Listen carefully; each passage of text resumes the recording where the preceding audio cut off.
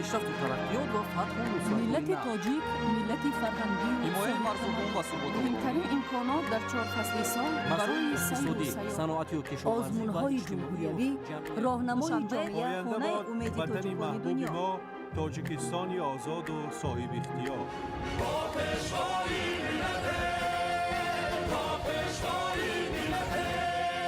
دوست باشید، اتفاق باشید، شکرانه همین دولت کنید، شکرانه همین سرزمین کنید، شکرانه کنید که چنین وطن عزیز و محبوب دارید.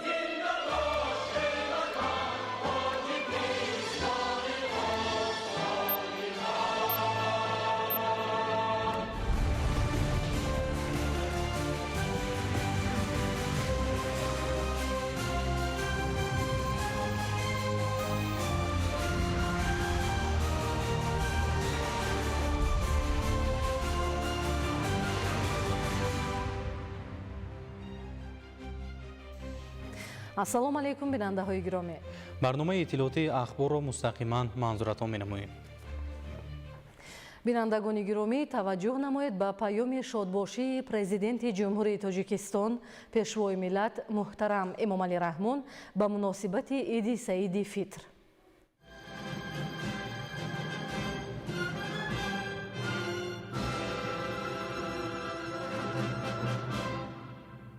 ҳамватанони азиз, ҳамаи шумо ва ҳамватанони бурунмарзиамонро ба муносибати фарорасии Иди Саиди Фитр табрик мегӯям. ба хонадони ҳар яки шумо рӯзгори босаодат ва сулҳу осоиш орзу менамоям. имсол Иди Фитр با عرفه جشن‌های بزرگ ملی، نوروز باستانی و تجلیل 35مین سالگرد استقلال دولتی امان راست آمد که بسیار رمزی می باشد. زیرا عید فطر، جشن نوروز و دیگر آیین‌های ملی و اعتقادی ما محض به شرافت استقلال دولتی احیا گردیدند و به ما برگزاری آزادانه آنها میسر شد.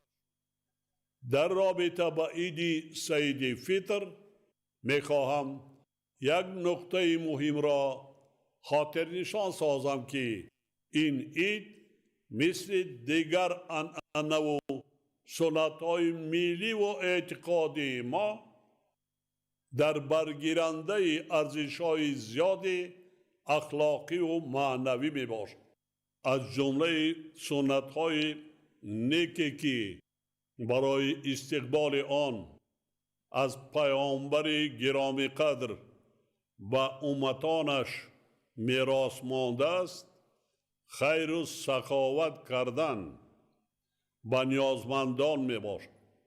خداوند در قرآن کریم در بابت صدقه دادن می فرماید: هر کی نیکی آورد او را 10 چند پاداش است و هر کی بدی آورد بجز مثل آن جزا داده نخواهد شد. اگر صدقه فطر موافق تعیینات واقعی خود، یعنی با یتیمان و معیوبان، بیماران، عائله‌های کم بضاعت و بی‌سرابان و دیگر شخصان نیازمند با احساس صدق و مهربانی انجام داده شود، ثواب بیشتر دارد و این عمل بی‌شبهه به تحکیم دوستی و همدیگر فهمی، وحدت ملی و اعتقادی و ثبات و آرامی در جامعه مساعدت میکند. به همین خاطر خداوند در قرآن مجید تاکید کرده است: ای کسانی که ایمان آورده اید صدقه های خود را با منت کردن و آزار دادن باطل نکنید، مانند کسی که مال خود را برای خودنمایی و ریا به مردم میدهد و به خدا و روز قیامت ایمان ندارد. طبق تعلیمات دین مبین اسلام، رعایت صرفه و سرشتکاری، آداب برگزاری هر گونه عید و مراسم می باشد. در قانون جمهوری تاجیکستان درباره تنظیم عنعنه و جشن و مراسم نیز مسئله راه ندادن و اسرافکاری و زیاده‌روی در روزهای عید رمضان و قربان تاکید شده است. از این رو فراموش نباید کرد که تجلیل عیدها از جمله عید فطر مراسم معنوی و اعتقادی بوده، آراستن دسترخوان معنوی در آن مهم ارزیابی می گردد. زیارت پدر و مادر، کلانسالان و خویشاوندان، عیادت بیماران و عزاداران، دعا بر روح گذشتگان و انجام دادن دیگر عملهای خیر و رفتار شایسته از صفتهای معنوی و فرهنگی این روز به شمار می روند. همچنین هموطنان ما باید در خاطر داشته باشند که عید توی نیست، بلکه یک مراسم اعتقادی می باشد و صرف و خراجات ظاهر پرستانه در این ایام که خلاف سنت های صرفه و سرشتکاری مردم باستانی ما می باشد عموما ضرورت ندارد. یعنی بجای آراستن دسترخوان سرخرج عیدانه و نمایشکاری و اسرافکاری که ضرر محض است، باید در فکر آن باشند که فرزندان خود را در محیط سالم و سازگاری عائلوی تربیت نمایند. برای آنها و اهل عائله خود شرایط بهتری زندگی را مهیا سازند و دیگر عملهای خیر و ثواب را انجام دهند. اسرافکاری یعنی ضرر آوردن بر مؤمن است. دین مبین اسلام هیچ یک عبادت، مراسم و مسئولیت را برای انسان بر عوض ضرر روا ندیده است. در حدیث صحیح آمده است که در اسلام نه برای خود و نه برای دیگران ضرر نیست. هموطنان عزیز، صاحب علم و معرفت بودن یکی از فضیلت‌های بزرگ انسانی است و انسان با واسطه علم به مرتبه‌های بلند می‌رسد. پیشرفت جمعیت نیز در نوبت اول با علم وابستگی دارد.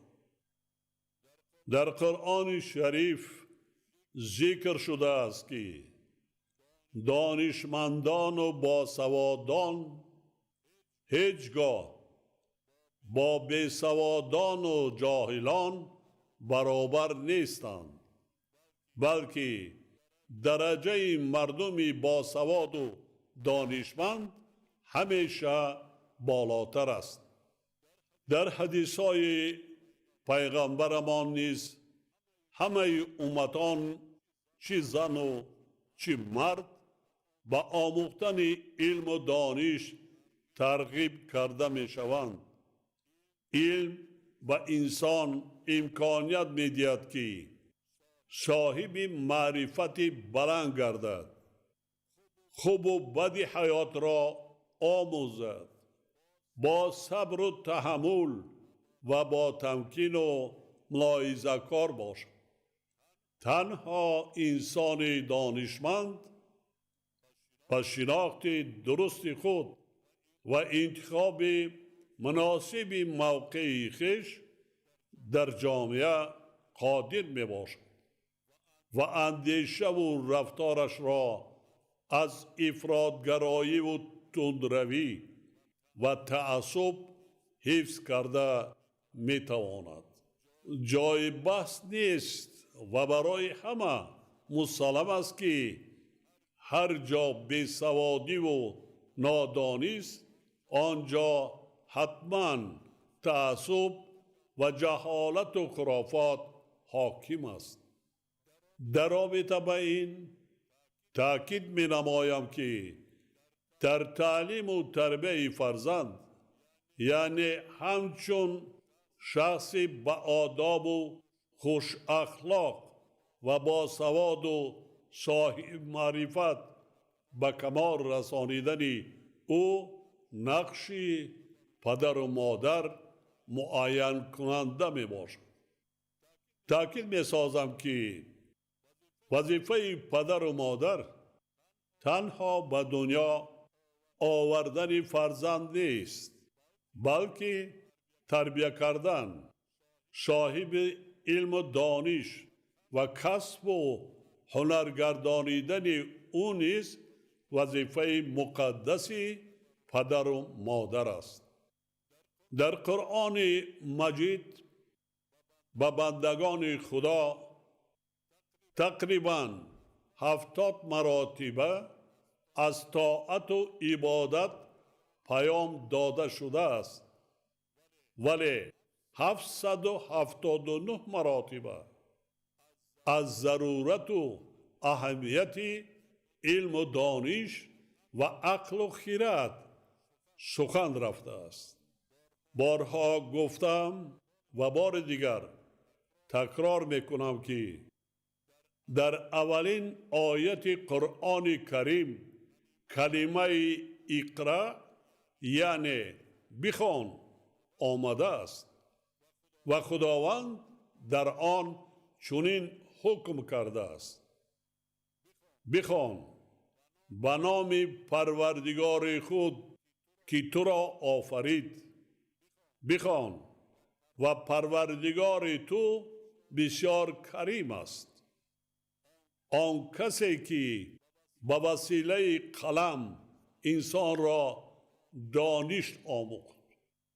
همچنین در یکی از حدیث‌های پیغمبر اسلام تأکید شده است که سهل‌ترین یعنی آسان‌ترین راهی که انسان را به بهشت می‌رساند آموزش علم و دانش میباشد. از این لحاظ وظیفه مقدس پدر و مادران از آن عبارت است که فرزند خود را درست تربیت نمایند، او را به زندگی مستقلانه آماده سازند، با آموزش علم و دانش و کسب و هنرهای زمانوی هدایت کنند.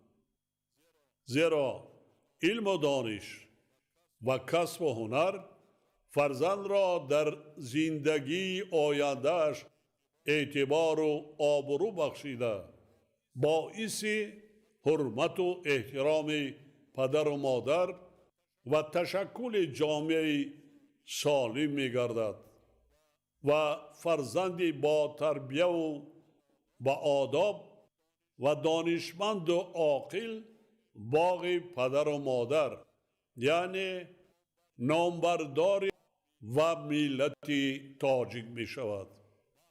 محض برای همین غمخواری نسبت به مکتب و معارف و علم و فرهنگ در مرکز توجه دولت و حکومت تاجیکستان قرار دارد. هدف ما از بنیاد مؤسسه‌های نوید زمانوی تعلیمی و تشکیل آزمون‌های تاجیکستان وطن عزیز من فروغ صبح دانایی کتاب است و علم فروغ معرفت نیز هرچی بیشتر با علم آموزی و از خودکنی کسب و هنر جلب کردن نورسان و جوانان اینچنین از خرافات و جهالت امین نگاه داشتن آنها می باشد. ما هرگز نباید فراموش کنیم که تاجیکان یکی از قدیمترین ملت‌های دنیا و ملتی فرهنگی و تمدن ساز می باشد. ما وارثان و صاحبان فرهنگ و تمدن آریایی وظیفت داریم نسل‌های را به کمال رسانیم که سزاوار و نامبردار ملت باستانی خود باشد. همدیاران گرامی، حالا فصل بهار و ایام کارهای کشاورزی برای رزق و روزی فراوان و برکت دسترخوان مردم فرا رسیده است. در آیت 61 سوره هود قرآن کریم آمده است: او شما را از زمین پدید آورد و آبادانی آن را بر شما واگذاشت. بنابراین کشاورزان را ضرور است که روزهای مساعد بهاری را ثمرناک استفاده کرده برای به دست آوردن حاصل فراوان کوشش نمایند.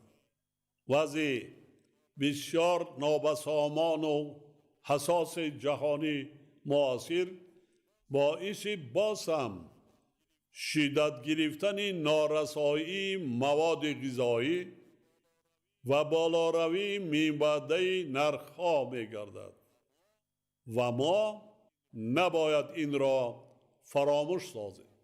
باور دارم که هر یک فرد آگاه و بیداردل و با ننگ و ناموس در این روزها با در نظر داشتی سنت‌های نیک اجدادی و در اساس فرموده‌های دین اسلام برای حفظ دستاوردهای استقلال، تحکیم صلح و ثبات، گسترش وحدت و همدیگر فهمی و آبادی و آرامی وطن عزیزمان سعی و کوشش کرده در روند بنیادکاری و سازندگی و پیشرفت و سرسبزی کشورمان سهم خود را می‌گذارد. تعلیمات دین مبین اسلام ما را هدایت می‌دهد که پاکی و نظافت را از خود و خانه و در خویش، خیر و سخاوت را از اهل عائله و نزدیکانمان و وحدت و یگانگی را از صداقتمندی و مسئولیت شناسی در انجام رسالت وطنداری و وطنسازی آغاز نماییم. با امید آبادی باز هم بیشتری وطن عزیزمان، پیشرفت دولت صاحب استقلالمان و آرامی و آسایش روزگار هر یک عائله کشورمان، کل مردم شریف تاجیکستان و هموطنان برون مرزیمان را به مناسبت فرارسی عید سعید فطر تبریک گفته برایشان تنصیحاتی و خانه آبادی، رزق و روزی فراوان و آرامی و آسایش آرزو می نمایم. عید سعید فطر مبارک باشد همدیاران عزیز.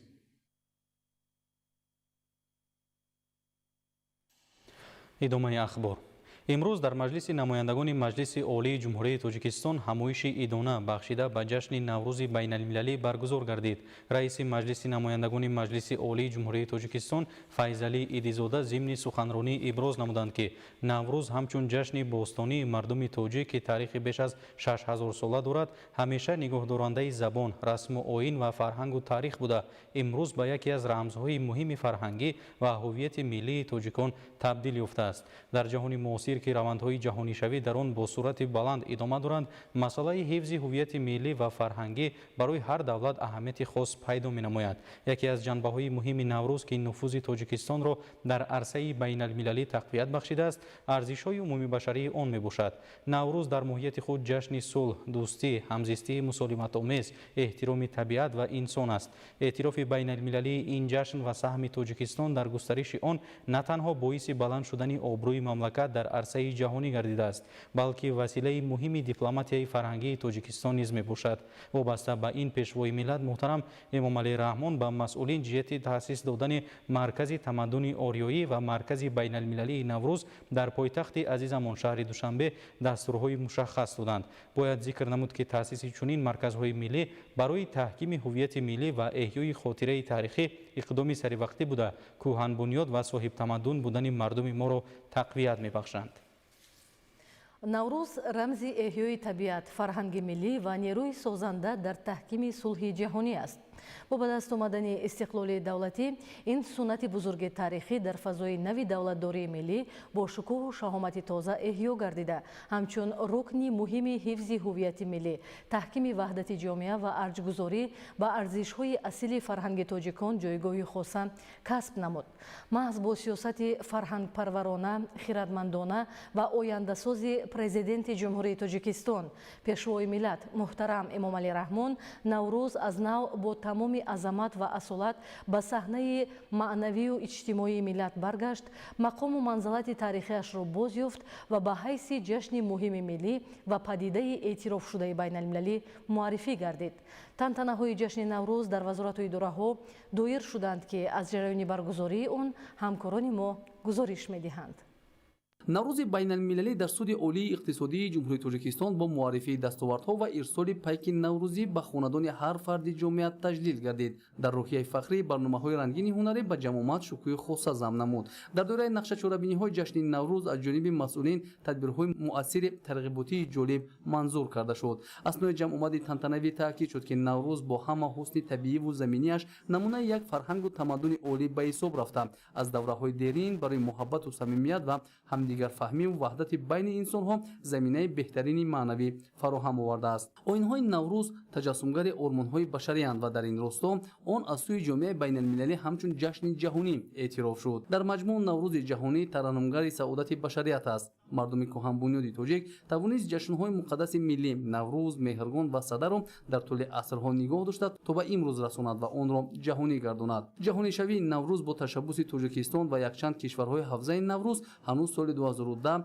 به وقوع پیوست. در برابر این طبق مقررات کنونسیون یونسکو اید به حفظ میراث فرهنگی غیرمادی نوروز در فهرست یونسکو ثبت گردیده است. طبق معلومات حالا نوروز در 13 کشور جهان جشن رسمی به شمار می رود. این شهادت آن است که در قطار دیگر ارزش‌های مقدس ملی نوروز فرخنده به خزینه بای و غنی تمدن جهانی وارد شده آبروی وطن عزیزمان تاجیکستان را در عالم بلند می‌بردارد. همین گونه از جانب کارمندان سود عالی اقتصادی جمهوری تاجیکستان با معرفی دستاوردها به خاندان هر فرد جامعه پیک نوروز بین المللی ارسال گردید.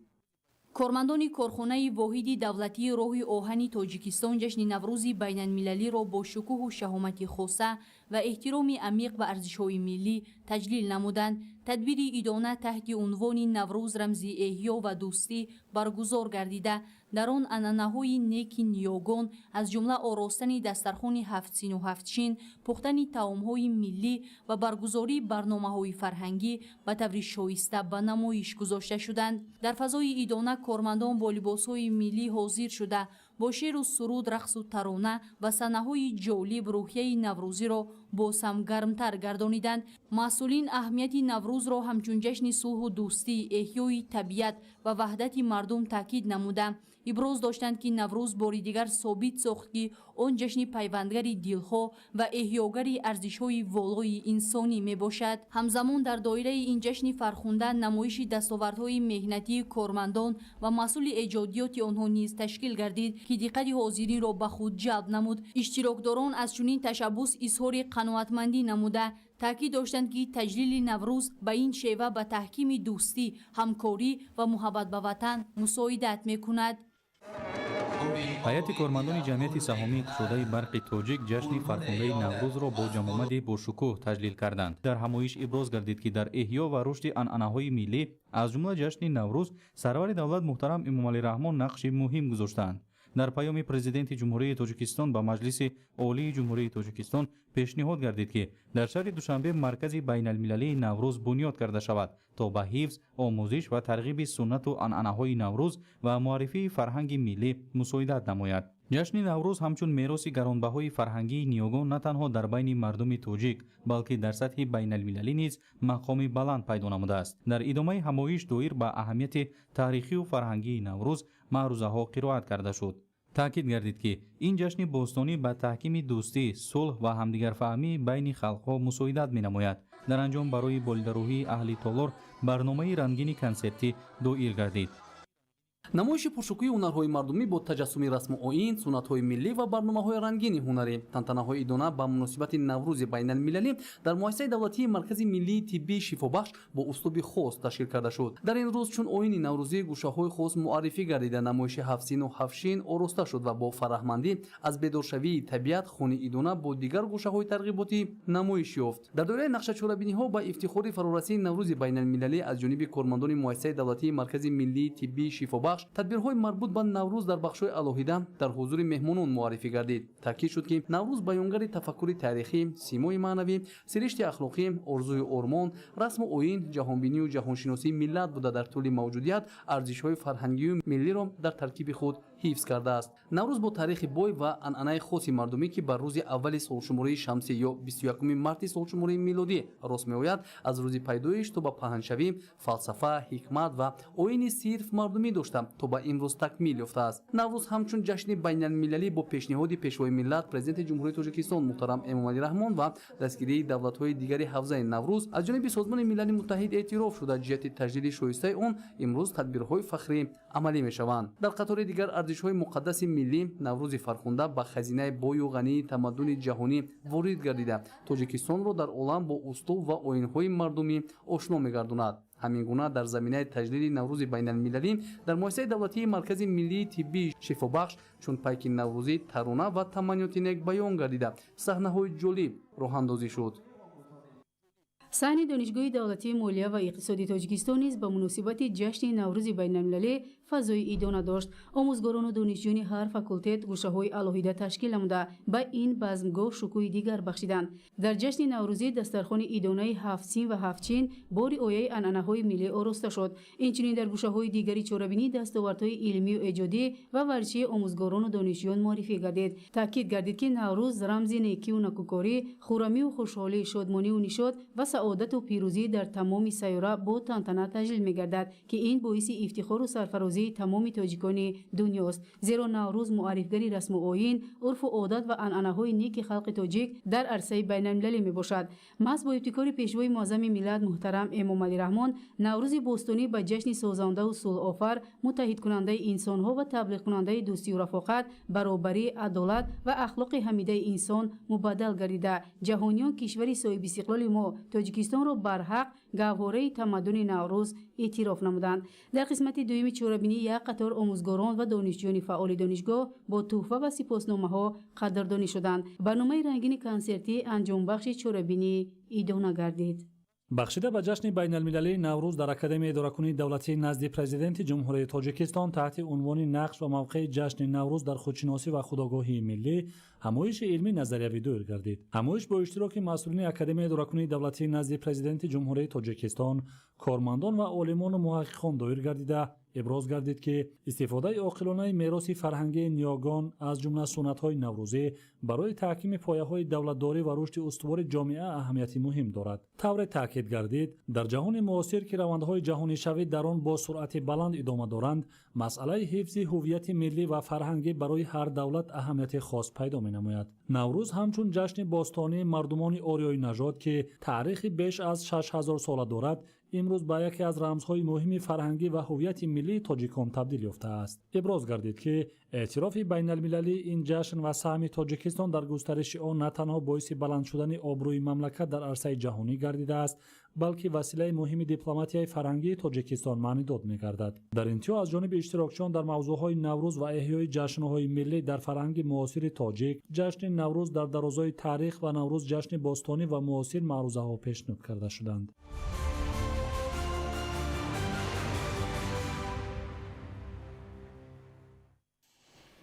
در اکادمی ملی علم‌های تاجیکستان در حاشیه پیشنهادهای پرزیدنت جمهوری تاجیکستان پیشوای ملت محترم امامعلی رحمان جهت تأسیس کانون تمدن آریایی و مرکز بین المللی نوروز در شهر دوشنبه همایش علمی عملی بین المللی تحت عنوان پژوهش در تاریخ و تمدن آریایی دیروز و امروز برگزار گردید. گزارش نوبتی در این خصوص. پژوهش در تاریخ و تمدن آریایی دیروز و امروز تحت همین عنوان در اکادمی ملی علم‌های تاجیکستان همایش علمی عملی بین المللی دایر گردید. در همایش ریاست اکادمی نماینده دستگاه اجرایی پرزیدنت جمهوری تاجیکستان، عالمان، محققان و پژوهشگران و فارسی زبانان از کشورهای حوزه نوروز، نمایندگان جمعیت دوستی و رابطه فرهنگی تاجیکستان با کشورهای خارجی شرکت نمودند. ضمن برگزاری چرابینی ابراز گردید که تمدن آریایی یکی از کهن‌ترین تمدن‌های بشری بوده در تشکل فرهنگ، زبان، جهانبینی، نظام اجتماعی و ارزش‌های معنوی بسیار خلق‌ها نقش بنیادی بازیده است. علم‌های تاریخ، باستانشناسی، زبانشناسی، مردمشناسی و فرهنگشناسی ثابت می‌نماید که قلمرو آسیای مرکزی از جمله سرزمین امروزه تاجیکستان یکی از مرکزهای اساسی تشکل تمدن آریایی به شمار می‌رود. در ادامه همایش تاکید کرده شد که چنین مرکز می‌تواند به مؤسسه بین‌ساحوی تبدیل یابد که در آن تحقیقات کمپلکسی عاید به تاریخ تمدن، مهاجرت، تشکل دولتداری، نظام حقوقی، دین، فلسفه و فرهنگ مادی و غیر مادی آریاییان انجام داده می شود. اهمیت مرکز تمدن آریایی در تحکیم خودشناسی ملی نیز خیلی بزرگ است. در شرایط جهانی شوی که روندهای یکسانسازی فرهنگی برای گوناگون رنگی تمدن‌ها تهدید ایجاد می‌کند، آموزش و تبلیغ ریشه‌های تاریخ ملت نقش محافظتی دارد. برگزاری چنین چرابینی‌ها برای تبادل اندیشه میان محققان، تحکیم رابطه‌های علمی و معرفی میراث غنی تاریخی و فرهنگی ملت تاجیک در عرصه بین المللی مساعدت می‌کند.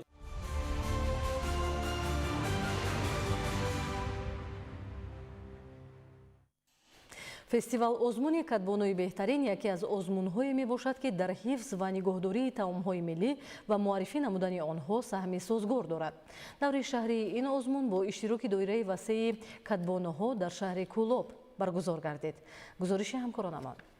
با مقصد احیا و ترغیب فرهنگ ملی، معرفی طعم‌های سنتی تاجیکی و بلند برداشتن مهارت کدبانوان در شهر کلوب دور شهری فستیوال ازمون کدبانوی بهترین برگزار گردید. اشتراکچیان در جریان ازمون هنر و مهارت خود را در آماده و پختن خوراک‌های ملی نوروزی برای خانه ایدانه به نمایش گذاشتند. در برابر این کدبانوان طرز تیار کردن خمیر، تنک نمودن زواله، قسم کردن آن و آماده نمودن دیگر طعم‌های سنتی تاجیکانه نشان داده فرهنگ و عنعنه‌های قدیمی مردم تاجیک را معرفی نمودند. خانه آراسته آنها از انواع گوناگون طعم‌های ملی از قبیل شکراب، آتله، شربت، شیرینی‌ها و محصولات سنتی عبارت بود که دقت حاضرین را به خود جلب کرد.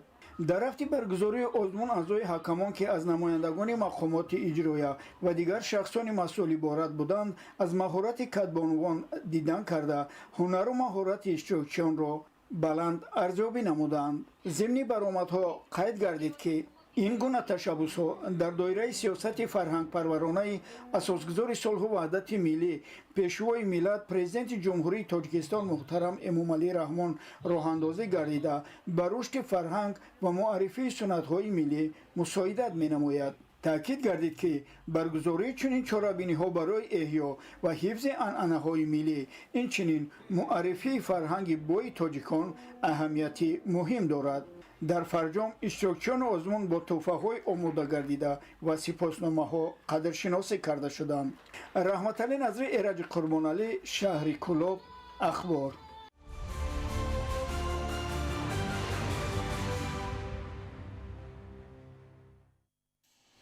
در پرتو سیاست بنیادکارانه حکومت جمهوری تاجیکستان و اقدام‌های سازنده پیشوای ملت محترم امامعلی رحمان در سراسر کشور کارهای آبادانی و سازندگی وسعت تازه کسب نموده برای بهتر گردیدن سطح و صفت زندگی مردم زمینه استوار فراهم می‌آورند.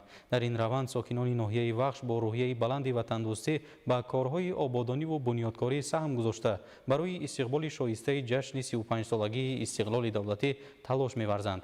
گزارش همکاران ما. هدفهای سازنده حکومت جمهوری تاجیکستان که به واسطه به بهداشت سطح و صفت زندگی ساکنان روانه گردیده‌اند، امروز با هم‌آوازی وسیع جامعه در تمام گوشه و کنار کشور عملی گردیده برای رشد استوار محل‌ها و فراهم آوردن شرایط شایسته زندگی زمینه مساعد فراهم آورده است. در نتیجه چنین سیاست بنیادکارانه مرحله به مرحله سطح و صفت زندگی مردم بهتر گردیده کارهای آبادانی و سازندگی در سراسر مملکت وسعت پیدا می‌کنند. مخصوصاً سال 2026 در این سمت مرحله نو به حساب می‌رود، زیرا با تشبث نوبتی سازنده پرزیدنت جمهوری تاجیکستان پیشوای ملت محترم امامعلی رحمان سال 2026 همچون سال وسعت دادن کارهای آبادانی و سازندگی و تقویت و تحکیم خودشناسی و خودآگاهی ملی اعلان گردیده است. این اقدام مهم و دورنماساز از جانب ساکنان ناحیه وخش نیز با روحیه بلند وطن‌دوستی و مسئولیت شناسی استقبال گردیده کارهای سازندگی در تمام سمت و ساحه‌ها باز هم جاناک گردیدند. در دایره آمادگی‌ها به استقبال جشن 35 سالگی استقلال دولتی تعمیر و ازنوسازی و بنیاد 150 انشاءات گوناگون تعینات به نقشه گرفته شده بود که با دستگیری مقامات محلی و اشتراک فعالانه ساکنان و صاحبکاران نه تنها پوره بلکه 110% اجرا گردید. انشاءات بنیاد گردیده ساحه‌های معارف و تندرستی، صناعت، سودا، خدمت‌رسانی، ورزش و دیگر بخش‌های مهم انفراساختار محلی را در بر گرفته برای مطابق به طلبات زمان گردیدن سطح و صفت زندگی ساکنان مساعدت می‌نمایند. مردم سربلند ناحیه وخش با دستگیری از سیاست خیرتمندانه بنیادکارانه و سازنده اساسگار صلح و وحدت ملی پیشوای معظم ملت پرزیدنت کشور جناب عالی محترم امامعلی رحمان از حولی و در خود سر کرده با کارهای سازندگی آبادانی صاحبکاران وطنی امروز در بنیاد راه‌ها، مرکزهای فرهنگی، مؤسسه‌های تعلیمی کارهای زیادی را به ثمر رسانده ایستادند. دهها انشاءات‌های گوناگون بخشیده به 35مین سالگرد استقلال دولتی جمهوری تاجیکستان علاقه ساخته به استفاده داده شدند و تا جشن 35مین سالگرد استقلال دولتی جمهوری تاجیکستان دیگر انشاءات‌های باقی مانده نیز پیشکش مردم خواهند گردید. همزمان در دایره تطبیق اقدام ولایتی 300 روزی سازندگی و بنیادکاری و مسئولیت برای آینده درخشان وطن که در ولایت ختلان راه اندازی گردیده است، در ناحیه وخش نیز کارهای آبادانی و بنیادکاری وسعت تازه کسب نمودند. در این زمینه با سهم ساکنان، صاحبکاران و مسئولین مقامات محلی کارهای تعمیر و ازنوسازی راه‌ها، آبادانی کوچه و محل‌ها، سبزکاری و دیگر اقدام‌های مهم سازندگی عملی می‌گردند. ما ساکنان ناحیه وخش شکرگزاری از صلح و وحدت می‌کنیم که تنجی و آرامی پیشروی است. روز تا روز کارخانه ها، مؤسسه ها زیاد شده است. سهم خودشان صاحبکاران میگذارند. مینداره از جناب عالی میکنیم که ما به این روز میرسیدیم و نتیجه این است که ناحیه ما روز تا روز آباد و زیبا گشته است. در این روزها بخشیده به جشن بین المللی نوروز در ناحیه تنتنه‌های ایدانه با شکوه و شهامت خاصه برگزار گردیده ساکنان در فضای ایدانه به اجرای عنعنه‌های نیک نوروزی مشغولند. در محل‌ها، کوچه و خیابان‌ها و جای‌های جمعیتی کارهای تازه‌کاری و آبادانی که از سنت‌های دیرینه این جشن باستانی محسوب می‌یابند با اشتراک فعالانه مردم راه اندازی گردیدند. ساکنان ناحیه وخش در همه این اقدام‌های سازنده با روحیه بلند وطن‌دوستی و افتخار ملی سهم فعال گذاشته، با زحمت صافدلانه برای آبادی و پیشرفت دیار و استقبال شایسته جشن بزرگ ملی 35 سالگی استقلال دولتی تلاش می‌نمایند. اسماعیل صاحب نظریان، اسکندر سعید، ناحیه وخش، اخبار.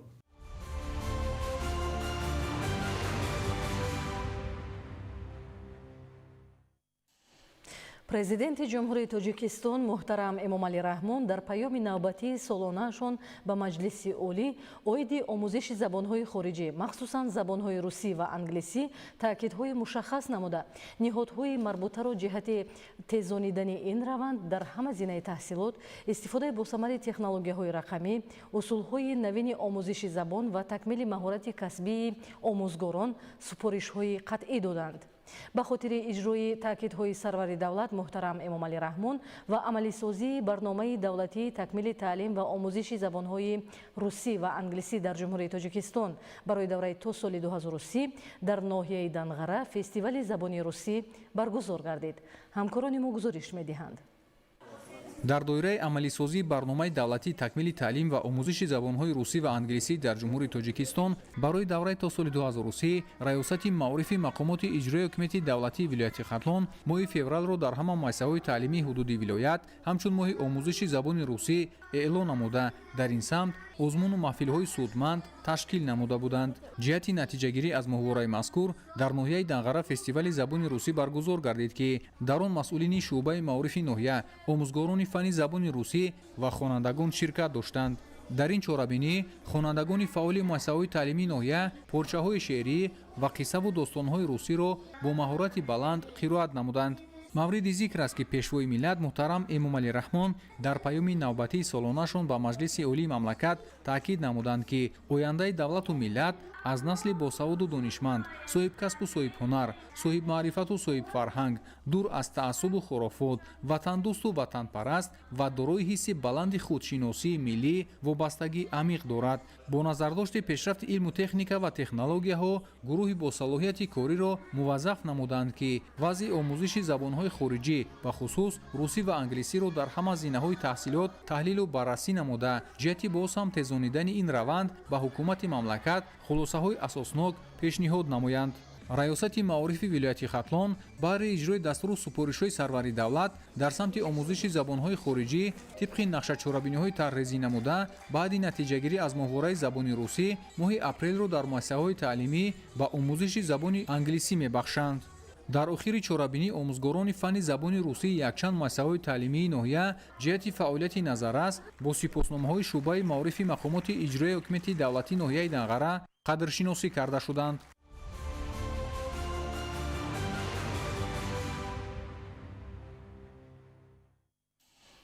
дар шаҳри исфара ба истифодаи самараноки замин аз худкунии заминҳои бекорхобида рушди боғу токпарварӣ ва бунёди боғҳои интенсивӣ ва суперинтенсивӣ таваҷҷӯҳи хоса зоҳир мегардад. ҳамзамон дар ин замина бо роҳандозии коркарди саноатии маҳсулоти кишоварзӣ ва мутобиқсозии он ба талаботи бозорҳои дохиливу хориҷӣ имкониятҳои содиротии шаҳр боз ҳам густариш меёбанд. гузориш дар ин хусус. дар шаҳри исфара ки бо анъанаҳои деринаи боғдорию кишоварзӣ маъруф аст, имрӯзҳо корҳои бунёдкориву созандагӣ дар самти рушди соҳаи боғпарварӣ бо маром идома доранд. бо мақсади истифодаи самараноки замин, афзун намудани ҳаҷми истеҳсоли мева ва таъмини бозор бо маҳсулоти босифат, солҳои охир бо истифода аз навъи ниҳолҳои ба иқлим мувофиқу сирҳосил садҳо гектар боғҳои нави мева бунёд гардиданд, ки дар ҳифзи амнияти озуқавории кишвар, рушди содирот ва таъмини саноати коркард бо ашёи хом нақши арзишманд хоҳанд гузошт. соли ҷорӣ аз тарафи кишоварзон хоҷагиҳои деҳқоние ки зиёда аз 13 000 ададро дар шаҳри исфара ташкил медиҳанд, дар майдони зиёда аз 100 гектар аз навбарқароркунии боғҳои пири бесамар ба роҳ монда шуда, ба ҷои онҳо аллакай наздик 70 гектар аз ҳисоби ниҳолҳои нави қобилияти хуби содироти дошта шинонда шуданд ки боварӣ комил дорам дар рӯзҳои наздик аз иҷрои 100 گکتار زمین‌های پیرکی کنده بودیم و جایشان نیال‌های نو شنانده می‌شود. باغ و تاکزارهای نو از جمله باغ‌های اینتنسیوی که مطابق به معیارهای ساحه کشاورزی‌اند با تقاضا و طلبات زیاد داشتن محصولات صادراتی وطنی بنیاد می‌یابند. این عامل امکان می‌دهد که حاصلناکی بالا رفته صفت محصولات بهتر گردد. همزمان دهقانان و صاحبکاران با جلب تکنیک و تکنولوژی معاصر از جمله اصولهای آبیاری قطرگی نگاهبین درست درختان را تأمین می‌نمایند. زیرا اقلیم مساعد برای رشد باغپروری و گرفتن حاصل فراوان امکانیت‌های وسیع فراهم آورده باغپروران محلی نیز دارای تجربه غنی میباشند. در موضع‌های نورافشان و مخبری شهر اصفهان دیهات لکان نیز از طرف 3 صاحبکار باغ‌هایی که سال‌های سال در این زمین‌ها یگان کاری کشاورزی گذرانده نمی‌شده و تشکیل کرده شده ایستادند. در یکی از آنها زیاده از 50 گکتار علاقه باغ شنانیده شد و باقی مانده 3 خواجگی دهقانی که نیتی نزدیک 100 گکتار یک دیگری 1400 گکتار و دیگری 70 گکتار را دارند تا در مرحله 5 ساله آخر نزدیک زیاده از 2000 گکتار باغ‌های نو بنیاد کرده می‌شوند. در برابر افزایش حجم استحصال و مسئله کارکرد محصولات نیز توجه خاصه ظاهر می‌گردد. الحال در حدود شهر فعالیت 11 کارخانه صنعتی و بندوبست میوه خشک روانه گردیده است. همزمان در این کارخانه‌ها صادرات میوه خشک موقع خاص دارد. قابل ذکر است که محصولات کشاورزان اصفرگی امروزها بیرون از کشور نیز خریداران خود را دارد. صادرات میوه تر و تازه و خشک باشد به کشورهای خارجی سال تا سال می‌افزاید که این پیش از همه به صفت بلند و طعم ناتکرار محصولات محلی وابسته میباشد. ادامه چنین اقدام‌ها امکان می‌دهد که رشد ساحه باغپروری و کارکرد محصولات در شهر باز هم گسترش یافته در تأمین امنیت آذوقه‌واری و بلند برداشتن سطح زندگی اهالی سهم نظررس خواهد گذاشت.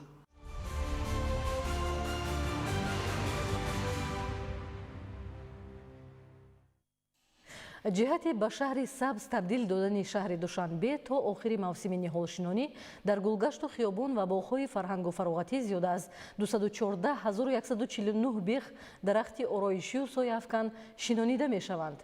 از روند تدبیر نهالشینانی همکاران ما گزارش می‌دهند.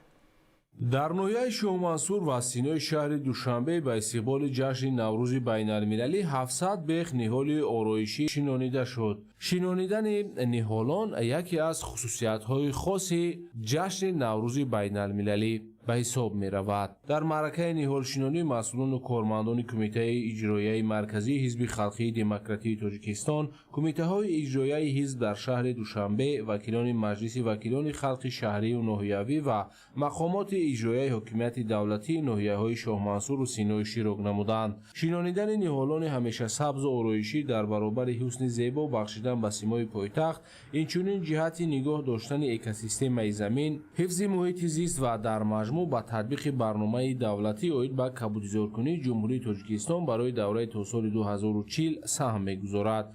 مسئولین ابراز داشتند که درختان در این موضع با رعایت قاعده‌های اگرتکنیکی شینانیده شده، سبزش آنها در مد نظر دائمی قرار داده می‌شود. چون این تدبیرهای کبودیزارکنی در فصل زمستان و بهار در دایره اعلان گردیدن سال 2026 چون سالی وسعت دادن کارهای آبادانی و سازندگی و تقویت و تحکیم خودشناسی و خودآگاهی ملی با جلب تشکیلات‌های حزبی، وکیلان شهری و ناحیوی و فعالان من بعد نیز عملی کرده می‌شود.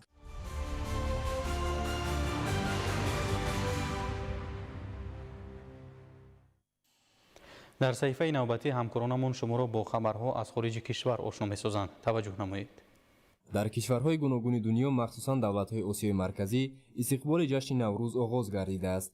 مخصوصاً در جمهوری قزاقستان 10 ساله جشنی نوروزنامه ادامه می‌یابد. با افتخار این در پایتخت کشور شهر استانه زیاده از 200 چورابینی برگزار گردیده است. سنه 20 تا 22 مارس در جمهوری قزاقستان روز ورزش ملی چورابینی‌های ورزشی با عنصرهای ذهنی صنعی، نوروز و کنسرت‌های ایدانه بخشیده به این جشن برگزار می‌گردند. شرکت‌های هواپیمایی جهانی نرخ چیپته‌ها را با سبب افزایش شدید ارزش سوزشواری بالا می‌برند. در پس منظر نااستواری‌های سیاسی در نرخ سوزشواری هواپیمایی در اروپا 2 برابر و در آسیا 3 برابر افزوده است. ширкати ҳавопаймоии American Airlines аллакай дар моҳи март тақрибан $400 миллион хароҷоти иловагӣ эълон кардааст.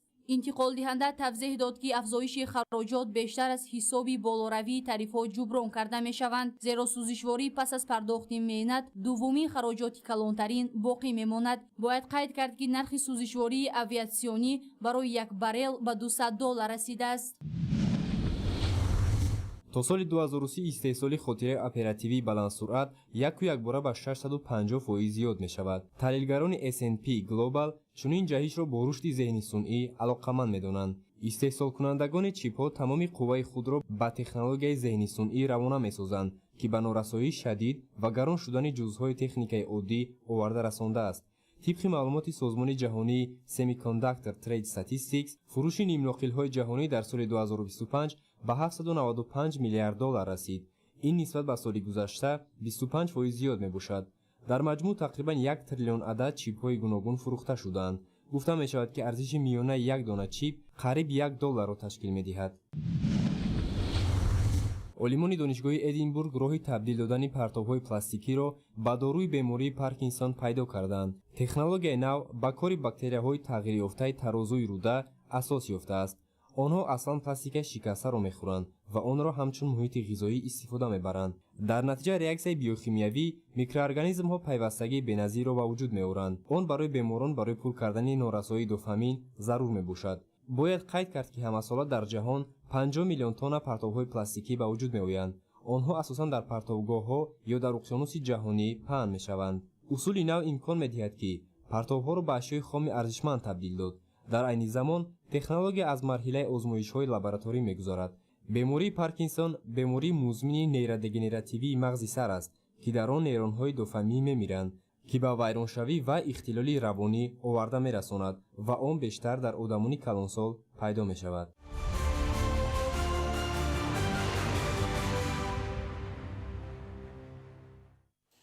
бинандаҳои азиз, ин буд барномаи иттилоотии ахбор. хайр, саломат бошед.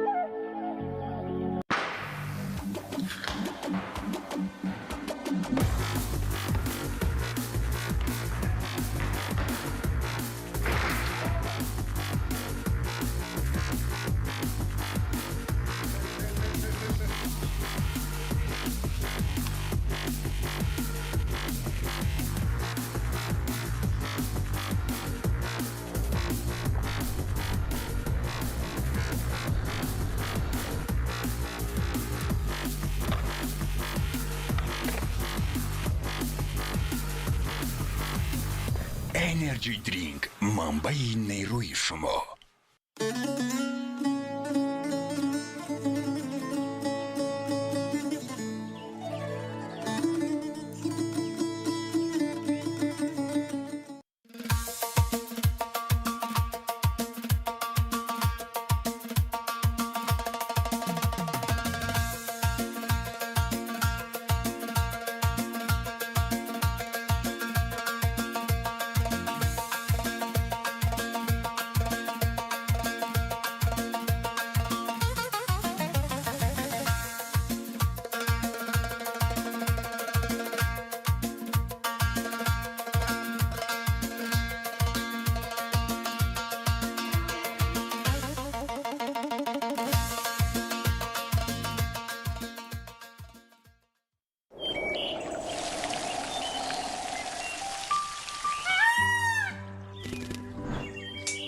نوروز این جشنی نیکی بربدی است.